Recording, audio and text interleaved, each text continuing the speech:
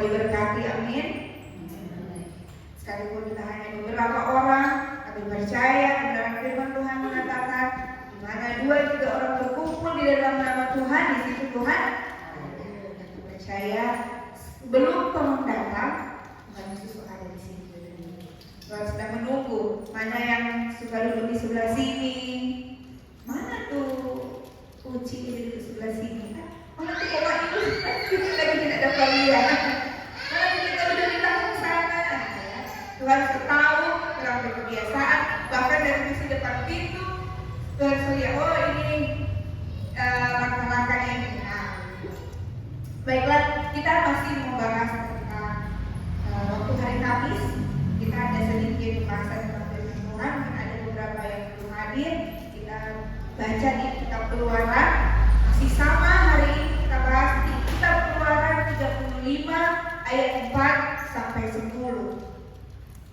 Kalau hari Kamis kemarin kita masih tetap di Keluaran 35, tapi kita mulai dari ayat 21. Nah, 21, tapi supaya tidak panjang-panjang, sekarang kita baca di Keluaran 35 ayat 4 sampai 10. Firman Tuhan hari ini saya beri judul ibadah yang sejati.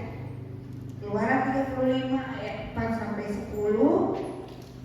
Karena cuma beberapa ayat, cuma sekitar 6 ayat, kita baca bersama-sama saja, boleh? Semua saudara ada kan?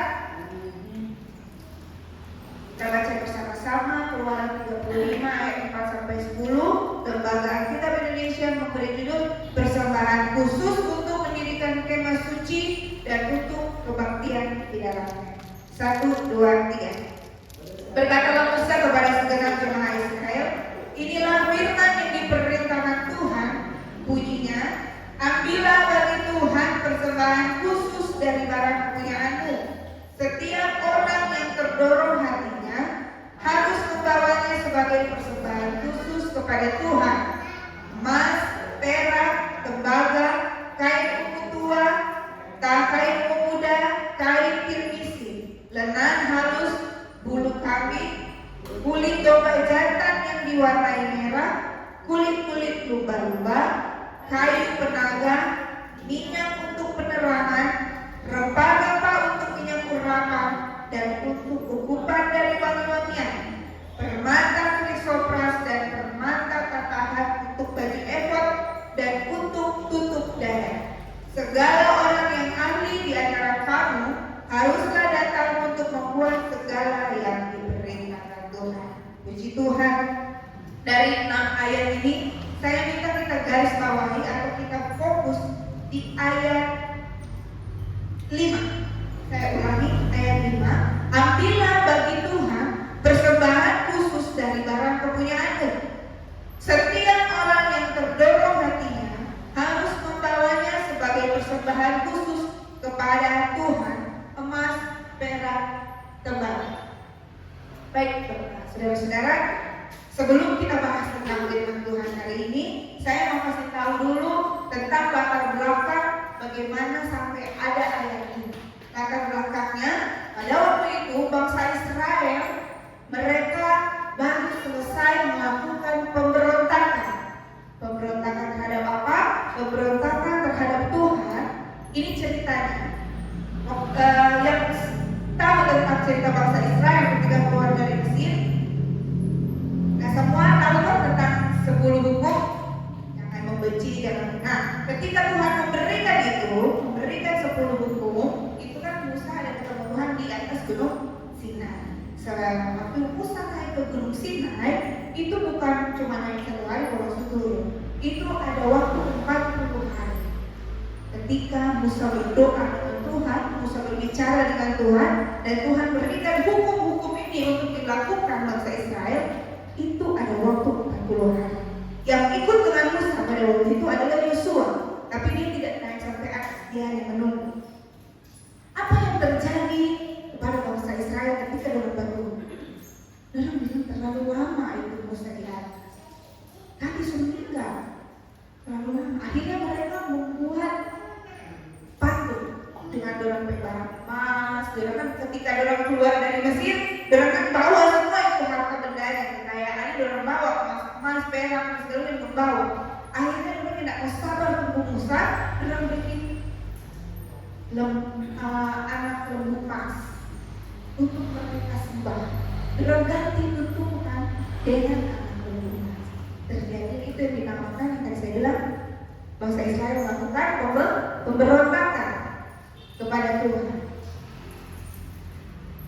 Yang kedua, setelah mereka melakukan pemberontakan, akhirnya Musa melakukan negosiasi dengan Tuhan bahwa kalau saudara baca di kitab Keluaran setelah kejadian itu, harusnya Tuhan bilang musnahkan ini orang-orang ini, ya. Tuhan menyesal.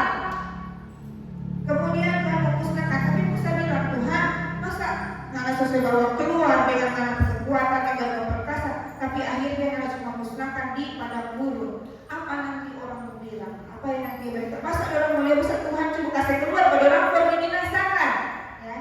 Akhirnya Tuhan bilang, oke, dimaafkan. Ketika dimaafkan, Tuhan keluarkan ketentuan tersebut seperti ada juga kayak bagaimana mereka harus bersikap untuk ketika masuk hari Sabat, persembahan apa yang harus mereka berikan. Jadi Tuhan memberikan ketentuan untuk beribadah. Jadi tidak hanya datang semena datang beribadah, ketemu Tuhan, tidak. Jadi Tuhan kasih ketentuan siapa yang layak untuk datang beribadah, harus bawa apa, harus bagaimana. Itu yang Tuhan berikan, Tuhan sampaikan kepada bangsa Israel. Itu latar belakangnya sehingga ada di ayat 35. Setelah Tuhan memberi pasal 35 ini, setelah Tuhan memberikan ketentuan, Tuhan bilang ayat 5.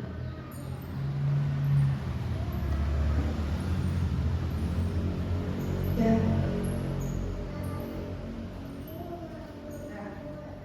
Ambillah bagi Tuhan persembahan khusus dari barang kepunyaannya.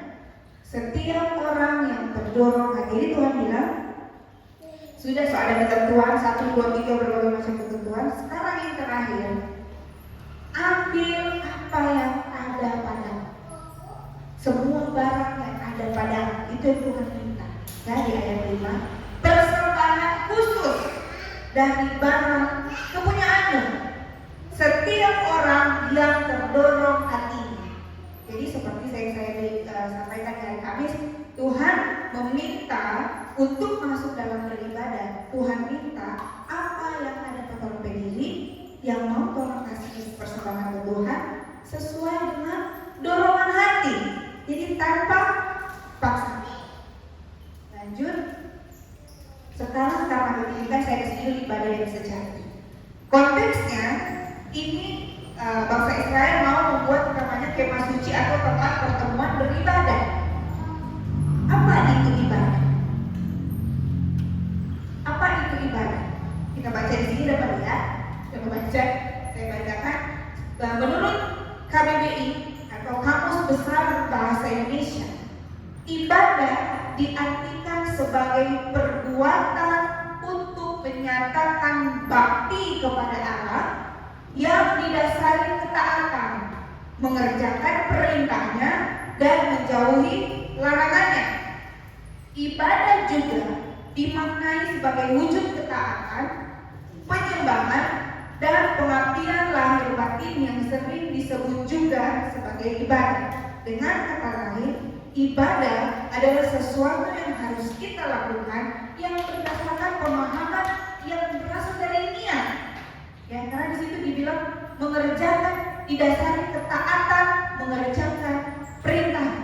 Tapi kalau orang punya niat untuk melakukan, niat untuk taat, kita tidak akan melakukan ibadah sesuai dengan apa yang Tuhan perintahkan. Datang membawa persembahan khusus yang berdasarkan dorongan hati.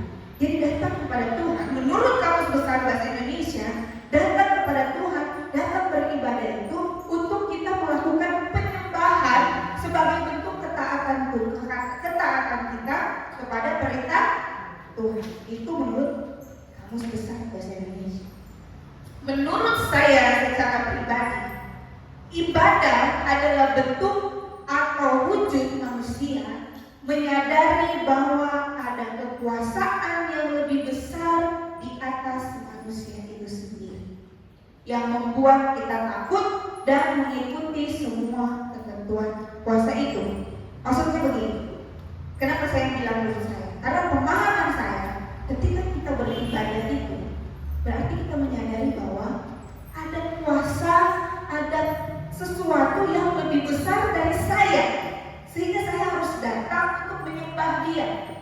Saya harus datang ketemu Dia karena saya sadar saya ini gak bisa tanpa kuasa Dia.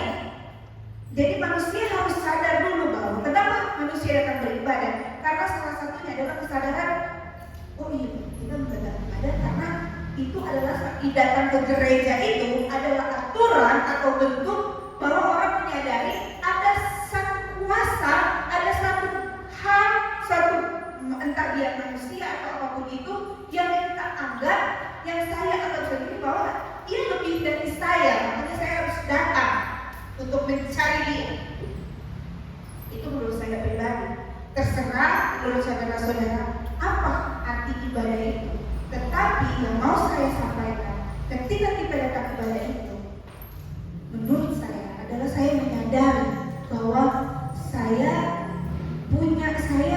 di atas saya ini, saya manusia, saya menyadari ada yang menciptakan saya. Saya menyadari bahwa saya itu diciptakan oleh sesuatu kuasa. Makanya saya harus cari kuasa itu, saya harus datang, dan kuasa itu memberikan aturan bahwa untuk ketemu Dia harus datang beribadah di gereja. Sehingga itulah ketentuan-ketentuan yang Tuhan berikan kepada bangsa Israel. Kalau mau ketemu saya, kalau kalian menyadari saya ini Tuhan kalian, ketemu saya harus mengikuti ketentuan 1, 2, 3, 4. Tuhan mengajarkan bagaimana cara ketemu Tuhan. Jadi gak sembarangan. Ada masa itu pada waktu bangsa Israel gak sembarangan. Karena apa? Karena Allah itu kudus. Tidak boleh sembarangan orang. Bahkan ketika mau ketemu Musa pun Tuhan gak sembarangan. Karena dia merasa Dia itu kudus. Tuhan itu kudus. Itu yang membedakan manusia dengan Tuhan. Memang Tuhan menciptakan manusia itu segambar dan serupa dengan Allah. Tetapi ada hal yang harus dibatasi supaya manusia juga sadar diri. Karena kadang manusia banyak sadar yang menganggap diri seperti Tuhan. Belum masih terikat tanah, sahabat terbang. Itu menurut saya tentang ibadah. Kemudian dalam beribadah di dunia ini ada berbagai macam bentuk dan aturan dalam beribadah. Di sini saya tampilkan berbagai macam bentuk atau aturan dari setiap agama-agama. Yang pertama ini adalah cara beribadah agama Hindu. Biasanya kita temukan di Bali. Mereka cara penyembahannya, mereka tidak menyembah dan tidak mempercayai Yesus sebagai Tuhan. Mereka percaya kalau Hindu itu lebih percaya kepada alam, pohon, gunung, batu. Mereka percaya pada alam. Kalau Hindu terbesar itu di India, di Indonesia, di Bali. Ya. Jadi kalau ke Bali, nggak boleh sembarangan. Kalau di sini masih bisa, orang mau buang air pinggir hutan-hutan. Tapi di sana nggak bisa, karena buat mereka alam itu adalah sesuatu yang harus dijaga, sesuatu yang mereka dewakan. Berbeda dengan gambar yang di tengah, agama Buddha. Kalau Buddha, mereka memang mendewakan yang namanya patung. Hindu juga ada patung, tapi biasanya patungnya itu berbentuk seperti gunung atau pohon, dan lebih ke alam. Tapi kalau Buddha memang patung. Patung-patung itu adalah dewa, patung Dewi Kuan Yin sama patung yang seperti itu. Pokoknya mereka percaya dengan dewa-dewa. Kalau yang sebelah yang terakhir itu ibadat Konghucu, sama kayak Buddha, cuma mereka ada sedikit berbeda. Tapi saudara, ini adalah salah satu bentuk atau ajaran aturan dalam beribadah. Ya, setiap orang, setiap agama manapun itu, kalau Muslim kita tahu kan cara beribadahnya seperti apa. Tapi Kristen, langsung tahu dia cara beribadah. Menyembah siapa? Cara beribadahnya seperti apa? Artinya, setiap agama, setiap kepercayaan punya aturan dalam beribadah. Tetapi yang menjadi pertanyaan, banyak orang yang masih bilang begini, kita sudah rajin datang gereja, saya udah rajin datang gereja, tapi kenapa hidupku saya tidak diberkati? Tapi kok gak diberkati ya? Padahal sudah datang gereja setiap minggu. Katanya ibadah mengandung janji. Katanya kalau rajin beribadah Tuhan berkati. Tapi kenapa kita hidup masih begini-begini aja? Tapi kita gak merasakan kayak Tuhan itu bekerja dalam kita kehidupan. Atau bahkan kalau kita masuk ke dalam ibadah-ibadah karismatik, biasanya ada kan orang pujian penyembahan yang luar biasa. Tapi ada aja orang yang bilang begini, ada pujian-pujian yang tidak mengangkat. Tidak mengangkat. Atau ada yang bilang, duh kita ada pujian penyembahan di situ kok tidak merinding. Mau dipilih waktu kurang merinding. Apa nanti mau merinding dan baru ada Tuhan. Begitu. Nanti itu pujian yang tidak mengangkat. Maksudnya apa pujian yang tidak mengangkat? Maksudnya apa pujian yang tidak naik? Emang pujian itu harus naik karena kalau bisa lihat dan dia naik itu bagaimana? Memangnya pujian penyembahan itu bisa kelihatan itu naik? Kenapa masih ada orang yang bertanya seperti itu? Padahal dia sudah rajin beribadah loh. Dia sedang bekerja setiap minggu. Bahkan kalau ada ibadah Senin, Selasa, Rabu, Kamis, Jumat, Sabtu dia datang. Kalau pernah saya sampaikan di sini, kalau ada ibadah setiap kolom dia suka datang mengibadah. Kenapa masih ada orang yang merasa kok saya tidak diberkati ya hidupnya? Apa yang salah? Di mana salahnya? Tadi pertanyaan, tapi kenapa masih ada yang bilang kok gak berasa apa ya waktu ibadah? Kok pujian penyembahan gak merinding? Kalau mau merinding lewat jadi kuburan, merinding itu.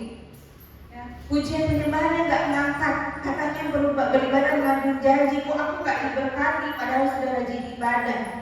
Katanya kalau rajin ibadah aku diberkati. Tapi kenapa sampai sekarang saya rajin ibadah setiap minggu sampai sekarang tidak dapat pekerjaan? Karena cuma dapat ibadah. Tapi kita cari gak di dokter kalau bukan pekerjaan. Kita cuma datang ibadah sama bukan saya kalau nggak cari kalau bukan pekerjaan. Ya. Kok hidupnya begini-begini aja ya, padahal aku rajin loh datang gereja, datang beribadah. Di mana salahnya? Pertanyaannya di mana salahnya? Yang salah itu di pola berpikir. Karena datang ibadah datang gereja. Contohnya, kita sudah datang gereja, kita mau datang ke gereja, kita mau berdoa ke Tuhan supaya kita meminta dapat pekerjaan, tapi kita tidak dapat pekerjaan. Karena ada 2 poin yang saya catat, 2 hal yang harus kita miliki ketika kita datang sama Tuhan. Yang pertama, yang harus kita miliki ketika kita mau datang beribadah sama Tuhan, bukan hanya datang gereja, bahkan ketika kita mau datang berdoa di rumah, ketika kita mau menyembah Tuhan. Saya belajar yang saya catat ada 2 hal yang harus kita perhatikan ketika kita mau datang sama Tuhan, supaya kita benar-benar mengalami rasanya diberkati, rasanya yang tadi aku bilang gak ngangkat. Jadi kita benar-benar merasakan bahwa Tuhan hadir dalam kehidupan. Ada 2 hal. Yang pertama, motivasi.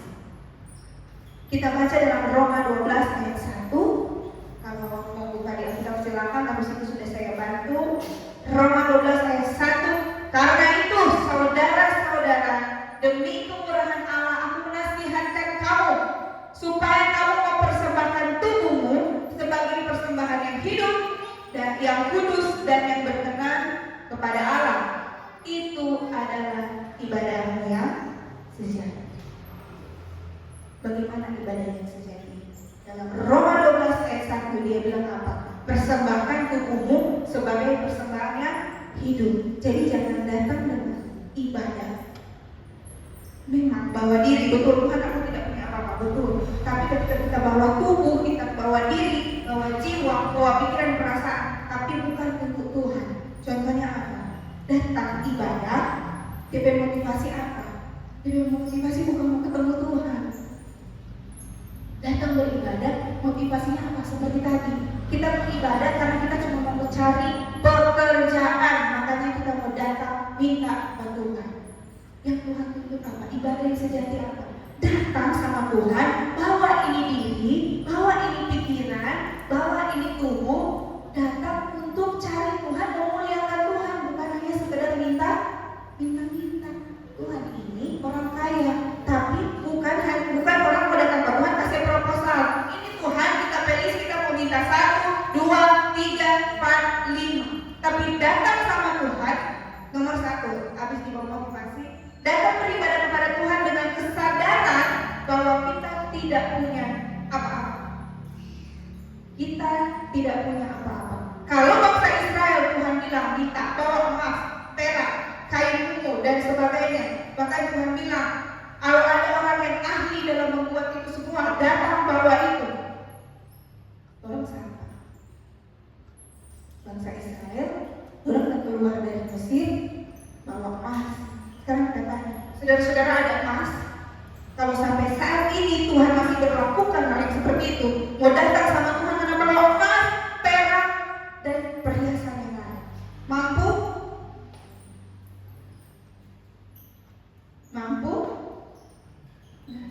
Belum tentu teman-teman. Tapi ibadah yang sejati Tuhan bilang bawa apa? Bawa diri. Tapi bukan bawa diri untuk datang dengan motivasi hati kita mau datang ke Tuhan supaya kita dapat ini, itu, bukan. Jadi jangan datang ke Tuhan, jangan datang cari Tuhan itu supaya dapat berkatnya aja. Tapi datang sama Tuhan dengan kesadaran bahwa kita nggak punya apa-apa Tuhan selain tubuh, jiwa, hati, dan pikiran yang dipersembahkan untuk Tuhan. Ini hatiku Tuhan, ini pikiranku, biarlah apa yang aku pikirkan sesuai dengan apa yang Tuhan pikirkan. Ini hatiku, biarlah hatiku berkenan terus kepada Tuhan. Jangan orang datang berdoa dengan motivasi datang kepada Tuhan supaya apa? Supaya banyak dapat. Oh, kita rajin beribadah, makanya harusnya Tuhan berkati kita. Kalau pengen datang ke gereja supaya dapat berkat, karena nggak usah gereja harus kerja aja terus, pasti nggak dapat upah. Karena orang bekerja akan dapat upah. Kalau datang ke gereja cuma mau cari kaya, tidak perlu. Karena kerja aja terus, karena lembur aja terus, kaya dapat uang. Apalagi datang gereja cuma mau cari jodoh. Datang gereja apa supaya bisa ketemu dengan cewek-cewek yang takut akan Tuhan. Mana ketemu di gereja, cari jodoh, ketemu dengan cewek yang oh dia rajin ibadah setiap minggu kita lihat di gereja. Mana ada lihat dia hari Senin sampai Sabtu di mana? Tahu nggak ada dia hari Senin sampai Sabtu di mana? Kalau cuma mau cari, oh kita mau cari pasangan yang takut akan Tuhan, berarti kita mesti ke gereja. Kalau cuma patokan orang takut akan Tuhan itu ke gereja, itu belum 100% orang itu takut akan Tuhan. Siapa tahu dia datang ke gereja hanya formalitas. Oh, tapi mama kok suruh harus gereja? Emang kamu tahu setiap motivasi hati orang-orang datang ke gereja buat apa? Kita datang ke gereja supaya pendeta lihat kita hadir terus setiap minggu. Supaya kalau kita lihat pendeta semua panggil pelayanan, tahu kita boleh khotbah di mimbar. Kita nggak tahu motivasi orang. Tetapi yang Tuhan inginkan untuk melakukan ibadah yang sejati, punya motivasi yang benar. Makanya saya selalu berdoa, kalau saudara-saudara perhatikan, saya berdoa bilang Tuhan ubahkan orang baik motivasi. Mungkin dari rumah kalau memang motivasi salah, tetapi yang saya harapkan ketika datang di gereja, Roh Kudus menjamah sampai motivasi berubah jadi benar. Terus motivasinya seperti apa? Motivasi yang ketika telah datang ke gereja, motivasinya datang ke gereja adalah cari Tuhan benar-benar. Sadar bahwa Tuhan, tanpa Engkau aku tidak bisa apa-apa. Makanya Tuhan suruh kita untuk beribadah datang. Saya mau melakukan Tuhan lihat ini. Kita berketaatan, kita tidak punya apa-apa selain ketaatan. Kita tidak punya apa-apa Tuhan. Kita hidup ini tanpa Tuhan tidak bisa apa-apa. Makanya saya datang, saya mau melakukan apa yang Tuhan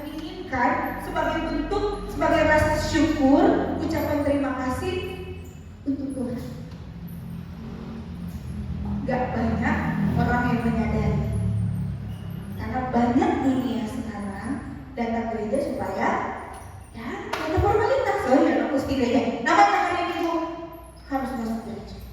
Karena sudah dari kecil begitu ditanamkan, hari Minggu mesti ke gereja, mesti di sekolah Minggu. Jadi mau nggak mau tertanam setiap hari Minggu harus ke gereja. Tapi dia lupa dan dia nggak mengerti motivasi bagaimana dan apa supaya kita beribadah. Beribadah untuk menyembah Tuhan. Beribadah karena kita sadar bahwa Allah lebih berkuasa dari kita. Ini saudara semua sadar bahwa Tuhan itu lebih berkuasa.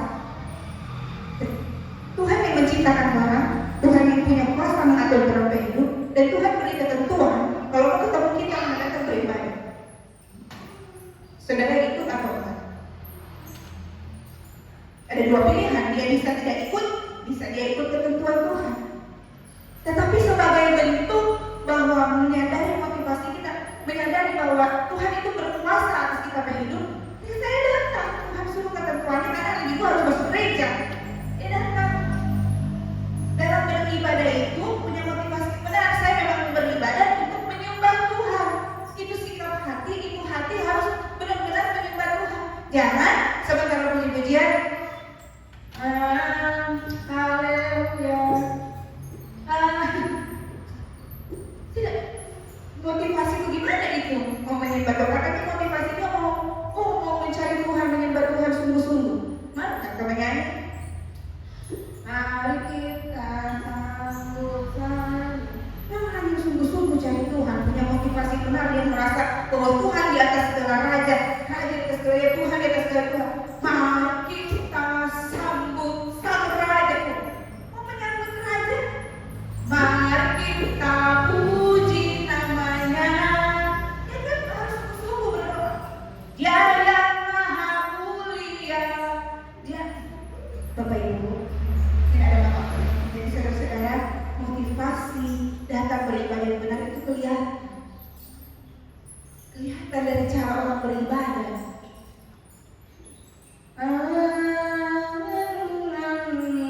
Ini melihat tidur dia masih mengantus kok. Lihat itu beribadah. Tuhan bilang datang memuji Tuhan dengan sungguh-sungguh. Kalau berdoa ini,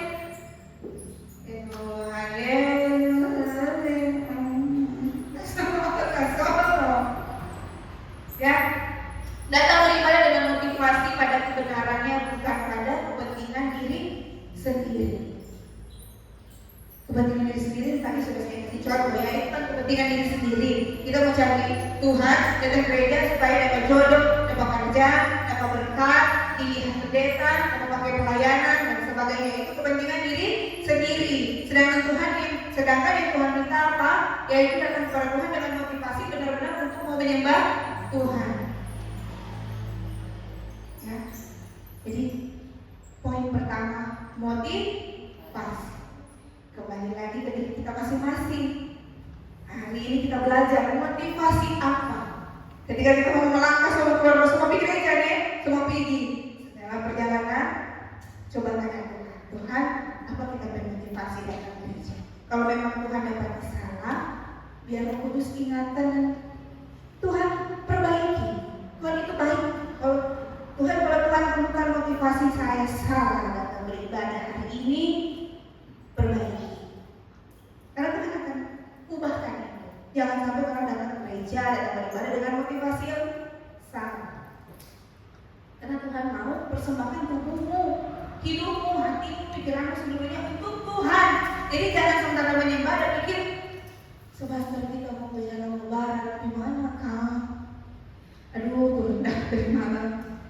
Kita mesti ingat tadi malam bagi 20 bisa dapat berendah, mesti ada perasaan sih. Terus rendah nih, ya. Pertama motivasi. Tidak berlama-lama. Poin yang kedua, kalau kita baca di Ibrani 11 ada ayat 6. Tetapi tanpa iman tidak mungkin orang berkenan kepada Allah. Sebab barang siapa berpaling kepada Allah, ia harus percaya bahwa Allah ada dan bahwa Allah memberi upah kepada orang yang sungguh-sungguh mencari Dia. Datang sama Tuhan dengan motivasi, datang sungguh-sungguh mencari Tuhan, bukan cari berkatnya, tapi cari sumber berkatnya. Ada cerita, ada ini tukang sulap. Dia kalau tukang sulap ada DP tongkat kan. Bim salah bim, jadi setiap kali ini DP sulap ini setiap kali dia pakai DP tongkat pasti terjadi sesuatu, oh bagus kan. Tukang sulap tanya sama satu hari, Dik, saya kasih kamu satu permintaan, kamu mau apa? Adik kan dia terpesona dari ini tukang sulap. Kita cuma minta satu, kita minta jawab tongkat. Karena dia menyadari dari tongkat itu keluarlah segala macam membantu dan apapun. Jadi dia kita jangan pakai tongkat. Kemudian kita boleh minta apa yang kita mau, tapi kalau kita dapat dari sumber apapun yang kita mau, ya itulah Tuhan mau begitu. Cari dari sumber, maka apa yang Anda minta dapatkan. Carilah dahulu kerajaan Allah dan kebenarannya, maka semuanya akan ditambahkan kepadamu. Jadi cari Tuhannya dulu, jangan cari berkatnya. Berkat itu mengikuti, gampang. Kalau memang Anda pantas dan layak untuk terima berkat Tuhan, pasti Tuhan kasih. Tuhan tidak tantangan. Tapi kalau orang cuma minta, Tuhan minta kok oto, atau minta kok motor, minta motor. Tuhan mau kasih oto kemana? Karena cuma minta motor. Gini kan Tuhan, anak cocok kasih motor, kita kasih nama motor.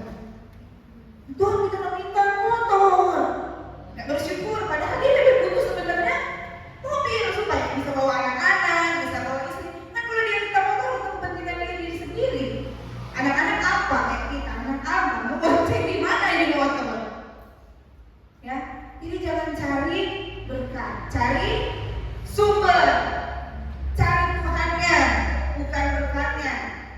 Cari tongkatnya, sumbernya, kuasanya. Cari yang punya kuasa. Saya mau mengalami mujizat, ya cari yang punya mujizat, cari yang bikin mujizat, bukan mujizatnya. Datang ke gereja supaya apa? Ketika ada KKR penyembahan, penyembuhan, dan orang-orang bilang, kita mau bikin KKR itu supaya kita sembuh. Betul, itu iman. Tapi jangan supaya sembuh, supaya kita ketemu Tuhan, supaya Tuhan yang bisa menyembuhkan. Kemarin kita pernah cerita, beriman dalam nama Tuhan Yesus sembuh, dalam sama kita, ya. Bukannya saya tidak beriman, tidak percaya, tapi siapa? Harusnya pandang Tuhannya dulu, lihat Tuhannya dulu, baru dapat kuasa. Ini punya motivasi datang ke ibadah, datang ke gereja itu benar-benar mencari Tuhan. Bukan kita mau datang ke ibadah sudah tidak enak kok kalau kita datang, lagi cuma saniti ke orang datang. Lebih nggak bisa datang. Tapi datanglah ke ibadah, tempat pertemuan ibadah dengan kerinduan. Saya mau mencari Tuhan. Karena kalau orang datang dengan motivasi tidak mencari Tuhan, ketika dia akan datang, kalau di atas mimbar orang yang tidak senang, coba dia yang khotbah. Tidak suka kalau dia ngomong. Apakah itu jadi berita? Nah, ketika itu pendeta salah bicara di atas mimbar, anak akan jadi menghakimi. Karena tidak cari Tuhan, karena bukan tujuannya cari Tuhan. Tapi ketika kita memang punya motivasi datang ke gereja cari Tuhan, siapapun yang berkhotbah di atas mimbar, dia mau salah bicara bagaimanapun, karena motivasi untuk Tuhan, untuk pikiran untuk Tuhan. Mungkin bisa bersalah cerita, biar itu firman itu untuk Tuhan, dan itu firman yang dari Tuhan untuk saya. Sekalipun saya merasa tersinggung, tuh pendeta ada bilang, ya sudah simpang, kita kok itu bisa tahu. Tapi kalau memang anak menyadari, anak cari, kita datang cari Tuhan. Kalau saya tersinggung, berarti kita ampun. Oh iya Tuhan, sudah Tuhan, terima kasih. Jangan pulang, ya tunggu karena dibawa, karena bicara begitu. Ya tunggu karena besok. Tidak begitu. Tapi ketika sampai motivasi datang benar-benar cari Tuhan, artinya Tuhan aku mau ketemu dengan Engkau. Artinya kalau kita sudah ketemu Tuhan, kalau Tuhan tegur melalui firman, berarti kita harus berubah. Karena memang Tuhan itu dari Tuhan. Memang saya bicara begini, saya kasih firman begini, saya tahu pergumulan saudara-saudara. Tapi tahu, saya nggak tahu. Tapi saya bicara ini umum buat semua. Kalau ada yang merasa tersinggung, ada yang merasa tertegur atau apapun itu, puji Tuhan, semoga berubah. Jangan karena tersinggung sibuk, sering mau gereja, sering mau datang.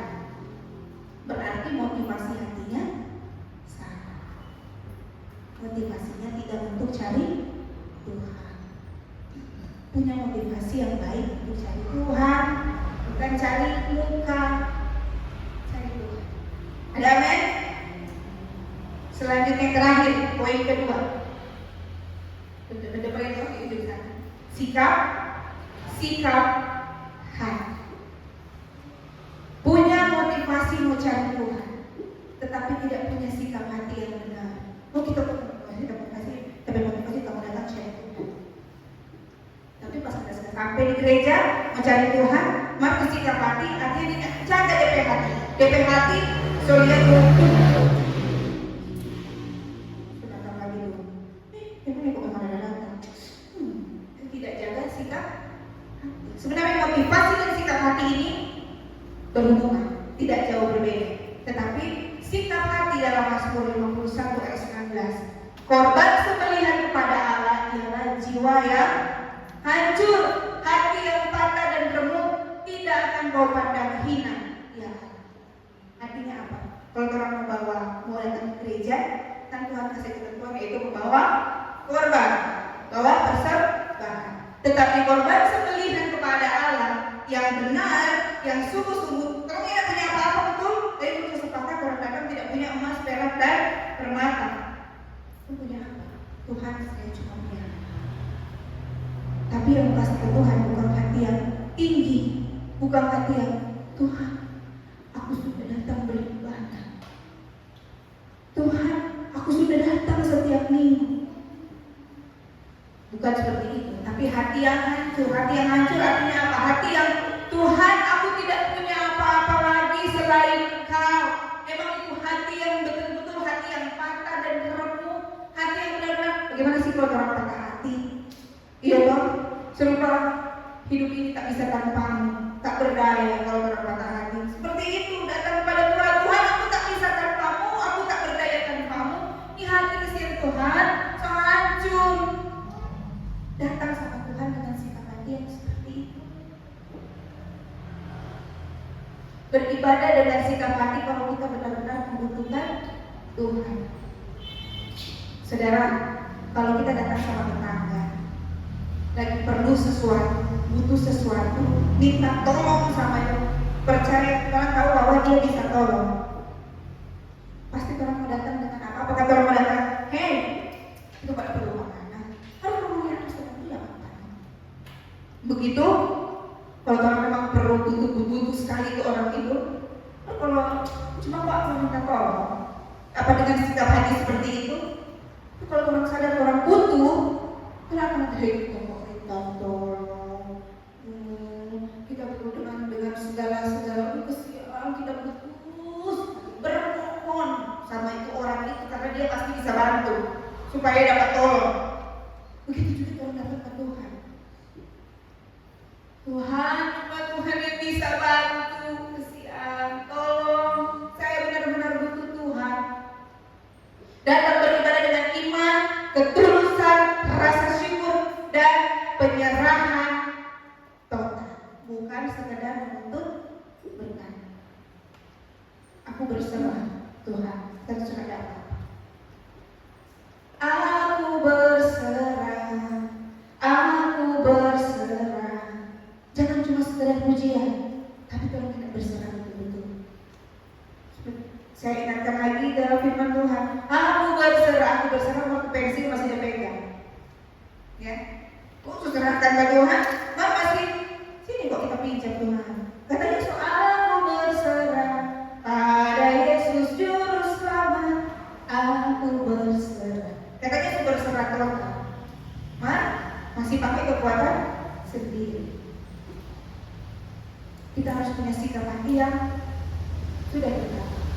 Ya inilah hidupku dengan tulus, dengan ikhlas, dengan kerelaan hati. Tadi firman Tuhan ayat 5 bilang apa? Dengan orang yang terdorong hatinya. Jadi datang sama Tuhan tanpa paksaan. Datang sama Tuhan dengan kerelaan, dengan minat dan dalam diri sendiri, bukan karena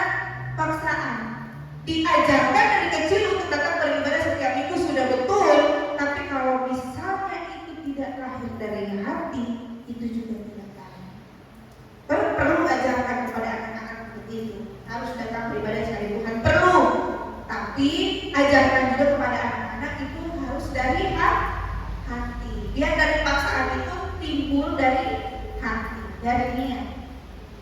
Datang kepada Tuhan dengan kerendahan hati, hati yang hancur penuh dengan kerelaan. Yang terakhir, datang kepada Tuhan tanpa paksaan, tapi dengan niat hati sendiri. Ya, firman Tuhan tidak panjang-panjang. Saya rasa kalau semua mengerti bagaimana punya sikap hati yang benar untuk datang sama Tuhan. Jangan tinggi hati di hadapan Tuhan, tapi datanglah dengan penuh kesadaran. Saya selalu berdoa, Tuhan, kita datang dengan segala kerendahan hati, karena jangan sampai datang sama Tuhan karena tinggi hati, karena merasa hebat.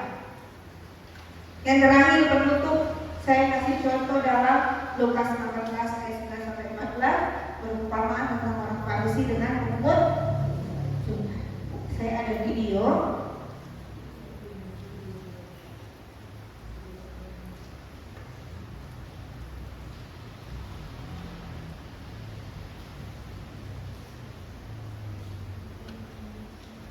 Ini dari YouTube.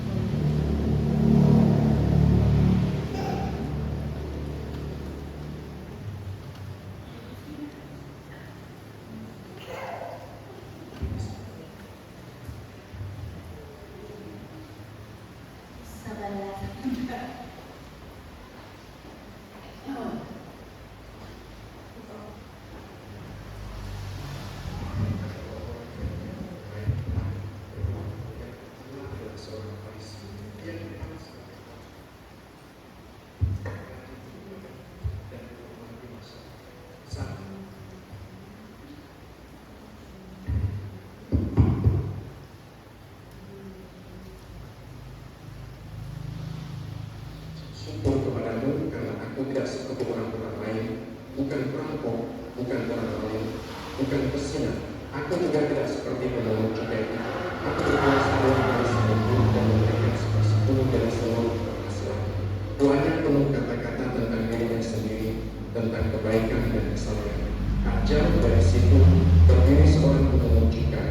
Ia adalah orang yang dipandang hina, dianggap berdosa dan dijauh di masyarakat. Ia tidak berani mendekat ke depan, kepalanya tertunduk, matanya tak sanggup menghadap ke langit. Dengan hati remuk dan penuh penyesalan, ia memukul dadanya sambil berdoa lirik, "Ya Allah, kasihanilah aku, orang berdosa ini." Kedua orang itu sama-sama datang ke tempat yang kudus. Keduanya sama-sama berdoa, namun isi hati mereka sangat berbeda. Yesus kemudian berkata dengan tegas, "Aku berkata kepadamu, justru pemungut cukai itu yang pulang ke rumahnya sebagai orang yang dibenarkan Allah, bukan orang Farisi itu. Sebab siapa yang meninggikan diri akan direndahkan, dan siapa yang merendahkan diri akan ditinggikan." Melalui cerita ini, Yesus mengajarkan bahwa Allah tidak memandang kemegahan lahiriah atau daftar panjang perbuatan baik, melainkan rendah hati, jujur, dan sadar akan kebutuhannya akan belas kasihan Tuhan. Sudah selesai. So, setidaknya tentang perumpamaan tentang orang Farisi dan pemungut cukai. Ketika mereka datang beribadah, datang kepada Tuhan, yang satu bagus kok, dia bilang, "Tuhan, kita sobekin semua." Betul, tidak salah. Tapi sikap hati. Sedangkan yang pemungut cukai bahkan dia nggak mau banyak-banyak. Dia nggak perlu bilang apa yang dia lakukan.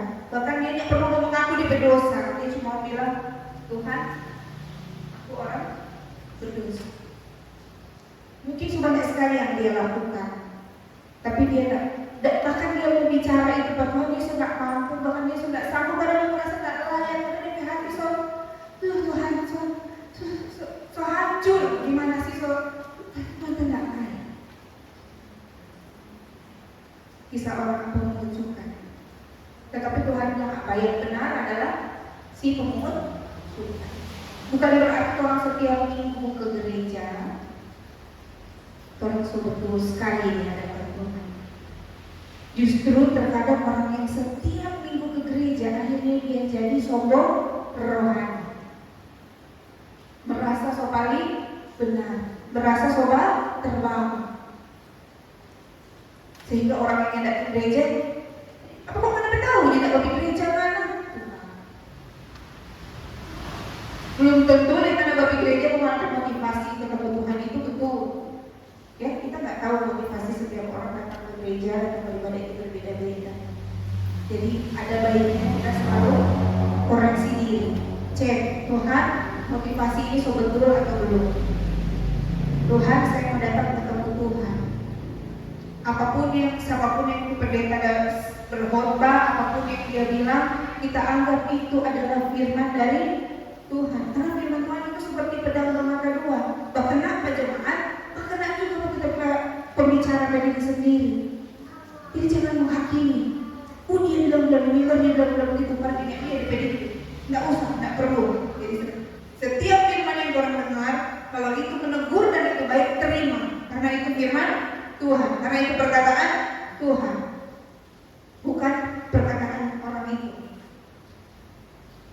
Terima. Kalau itu kita merasa tertegur, kita merasa salah, terima dengan hati, dengan kerendahan hati. Kalau Tuhan datang menegur, karena apa? Karena katanya motivasi tujuannya ketemu Tuhan. Kalau memang ketemu Tuhan, Tuhan suka kasih ajar, Tuhan suka tegur, terima. Jangan punya sikap hati yang ngomongin, dia terima dia bilang begitu. Belum tentu lagi itu. Anda bukan per kita, menurut sana stop. Padahal saya merasa tegur, dia terima firman Tuhan itu dengan terima, rubah kalau itu salah. Jangan Anda per kita ini kemana? Karena kadang kalau dia cerita, yo dia sendiri kalau firman Tuhan sudah tegur balik. Stop, jangan menghakimi. Biarlah itu menjadi urusan masing-masing pribadi dengan Tuhan. Nah, seperti yang saya bilang dari awal, Tuhan dah lihat, Tuhan sudah tahu siapa Tuhan duduk sebelah sini. Tuhan dah tuh mana dari jauh Tuhan sudah ngapain? Tempat duduk ini kosong. Kita pengen anak satu ini udah duduk di sini. Tuhan tahu. Jangan tambah dulu. Hati pun Tuhan tahu. Karena lagi dengar firman, tidak pikiran kemana-mana, Tuhan tahu. Nah, saya selalu berdoa biar Roh Kudus yang ambil alih orang diri ini. Karena orang tidak bisa kuasai. Kadang kalau dari dengar firman, tiba-tiba saya beri dibun dari mana? Gitu. Sementara kita dengar firman, sementara berrenungan firman Tuhan, bukan mesti berkhotbah. Tiba-tiba itu kan iblis, sementara dia mau intimidasi orang berpikiran supaya dia tidak fokus. Makanya kita selalu berdoa biar Roh Kudus yang ambil alih dan orang fokus. Ketika orang fokus mendengarkan firman Tuhan, itu bisa berubah sampai kehidupan. Saya tutup firman Tuhan dengan yang tadi, bisa tentang perumpamaan orang Farisi dan pemungut cukai. Datanglah beribadah dengan motivasi dan sikap hati yang benar, motivasi yang benar-benar untuk mencari Tuhan, tujuan beribadah yang benar-benar membutuhkan Tuhan. Dengan sikap hati yang benar-benar Tuhan, saya butuh Tuhan. Itu adalah ibadah yang sejati. Menyembah Tuhan dengan roh dan kebenaran. Jadi kita datang sama Tuhan dengan kebenaran, bukan dengan macam-macam, dengan tuntutan. Ada yang orang mau berdoa, kita mau datang ke Tuhan berdoa selalu kasih proposal ke Tuhan. Tuhan, satu. Memang betul Tuhan bilang minta di dalam doa, tapi jangan cuma datang berdoa ke Tuhan. Tuhan, dalam sepanjang hari beraktivitas kita mau berdoa ke Tuhan. Datang, hendak mengucap syukur, hendak berterima kasih langsung. Tuhan, besok kita berdoa, kita berhasil, kita sukses, sampai anak begini gitu. Kasih proposal ke Tuhan. Nah ini ya Tuhan, 1, 2, 3, 4, 5, 6, 7, sampai 10. Tidak ada rasa, makasih Tuhan Yesus, kita masih sehat, anak-anak sehat, masih boleh makan. Terima kasih kan dulu, ucapan syukur kan dulu ke Tuhan masih diizinkan bangun. Ini berterima kasih ke Tuhan. Nah kita mencari Tuhan dengan kebenaran, dengan ketulusan hati, motivasi dan sikap hati yang benar. Demikian firman Tuhan sampai di sini. Biar Roh Kudus yang akan membuat kita mengerti. Mari kita berdoa.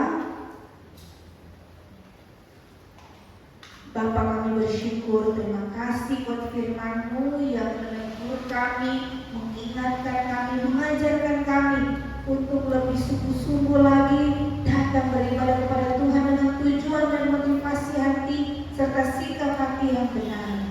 Kami mau menjadi orang-orang yang melakukan ibadah yang sejati. Tuhan, biar Engkau menemukan ibadah yang sejati itu dalam hidup kami masing-masing. Ketika Engkau mendapati kami masih punya motivasi hati yang salah, koreksi itu Tuhan. Ubahkan motivasi hati kami, ubahkan sikap hati kami, agar kami selalu berkenan di hadapan Tuhan, agar kami bisa betul-betul menikmati kasih setia Tuhan dalam kehidupan kami. Terima kasih Tuhan buat firman-Mu pada siang hari ini. Biar firman-Mu ini menguatkan kami untuk menghadapi hari demi hari sepanjang minggu ini Tuhan, sepanjang bulan ini, sepanjang bulan-bulan yang akan datang, bahkan bertahun berganti tahun. Terima kasih Bapak. Kami mengucap syukur pada pagi hari ini juga kami kesempatan pagi hari ini kami mau berdoa. Kami mau menaikkan doa syafaat kami. Kami mau berdoa buat gereja kami, gereja Disti. Gereja Disti kami serahkan ke dalam tangan Tuhan. Apapun yang sedang Kau rencanakan dan rancangkan untuk gereja kami ini, biar terjadi sesuai dengan kehendak Tuhan. Bahkan libatkan kami Tuhan ketika Engkau memakai gereja ini untuk kemuliaan nama-Mu. Biar kami juga menikmati kemuliaan Tuhan dalam kehidupan kami. Terima kasih Bapak. Segala yang dibutuhkan dari gereja ini, baik kebutuhan finansial, kebutuhan logistik, kebutuhan apapun itu Tuhan, material, kami serahkan di dalam tangan-Mu. Engkau kirimkan orang-orang yang takut akan Tuhan, yang mau tergerak hatinya, yang terdorong hatinya untuk membantu gereja kami ini Tuhan. Di dalam nama Tuhan Yesus, balas berkat buat setiap orang-orang yang berdoa untuk gereja kami. Balas berkat buat orang-orang yang tergerak memberkati gereja kami Tuhan, di dalam nama Tuhan Yesus. Kami berdoa buat gereja Disti, terjadilah sesuai dengan kehendak Tuhan. Kami berdoa buat setiap jemaat Disti yang ada, baik yang sering hadir, jarang hadir, ataupun yang tidak pernah hadir sama sekali, tetapi dia termasuk dalam jemaat kami. Kami tetap berdoa, kami semua adalah milik Tuhan. Berkati kami jemaat Disti Tuhan, dimanapun kami berada, apapun yang kami lakukan, apapun yang kami kerjakan, segala yang baik dan benar, setiap perbuatan kanan kami Engkau buat berhasil di dalam nama Tuhan Yesus. Berkati kesehatan kami, berkati keluarga kami, anak, cucu, menantu, ipar, keluarga orang tua, siapapun itu yang berkalian darah dengan kami jemaat Disti. Kami berdoa di dalam nama Tuhan Yesus, ada penyertaan Tuhan dan damai sejahtera Tuhan bagi keluarga kami. Tuhan, setiap pergumulan kami masing-masing pribadi kami serahkan di dalam tangan-Mu. Kami percaya bahwa Tuhan yang sama yang membawa keluar bangsa Israel dari tanah Mesir ke tanah Kanaan, tanah perjanjian. Engkau adalah Allah yang sama juga yang akan memberkati kami dan membawa kami keluar dari setiap pergumulan persoalan kehidupan kami, sehingga kami meraih kemenangan demi kemenangan bersama dengan Engkau. Di dalam nama Tuhan Yesus kami berdoa buat masing-masing pribadi kami. Kau lihat setiap motivasi hati kami. Engkau lihat setiap kebutuhan kami, bahkan keinginan kami. Engkau cukupkan di dalam nama Tuhan Yesus. Ketika kami merasa lemah, Engkau sehat dan kuatkan. Ketika kami merasa tidak berdaya, Engkau berikan pengharapan. Ketika kami putus asa, Engkau berikan jalan keluar. Apapun yang kami butuhkan, makan, minum, finansial, kebutuhan kesehatan, kami berdoa di dalam nama Tuhan Yesus tercukupkan, bahkan melimpah di dalam nama Tuhan Yesus.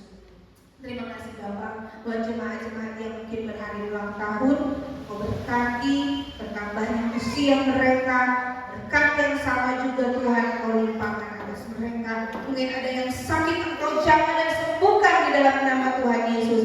Persoalan-persoalan dari jemaat kami serahkan ke dalam tangan-Mu Tuhan. Terbuka jalan Pendeta Max dan istri juga Tuhan. Apapun yang sedang dikerjakan Bapak Pendeta Max, Tuhan kami berdoa biar cepat selesai dan kami bisa cepat berjumpa kembali dengan beliau dengan sukacita dan harapan-harapan yang baru. Di dalam nama Tuhan Yesus kami berdoa buat pemerintah bangsa negara bangsa Indonesia, tempat di mana Engkau mengizinkan kami tinggal, biar kiranya doa kami ini untuk bangsa Indonesia. Di dalam nama Tuhan Yesus, Indonesia menjadi berkat, pemerintah bangsa negara kami ini Tuhan Engkau berkati dengan hikmat kebijaksanaan. Mereka bekerja dengan takut akan Tuhan dan penuh dengan kebenaran. Di dalam nama Tuhan Yesus, berkati pemimpin-pemimpin kami, khususnya pemimpin Kelurahan Syukur di mana kami berada, lurah, para perangkat, pekerja desa, kami serahkan ke dalam tangan Tuhan. Semoga Tuhan kiranya hidup kami juga ada damai sejahtera di tempat kami tinggal. Di dalam nama Tuhan Yesus, usaha pekerjaan kami serahkan ke dalam tangan-Mu. Engkau buat kami sukses dan berhasil. Kami akan selalu menjadi kepala bukan ekor. Kami naik bukan turun. Di dalam nama Tuhan Yesus, ini doa syafaat kami. Kami percaya Engkau mendengarkan doa kami dan Engkau akan menjawabnya di waktu yang tepat. Di dalam nama Tuhan Yesus. Haleluya. Amin.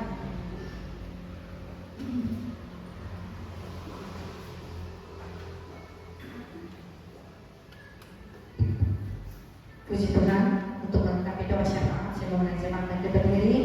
Kita mengangkat pujian Bapa kami di sorga.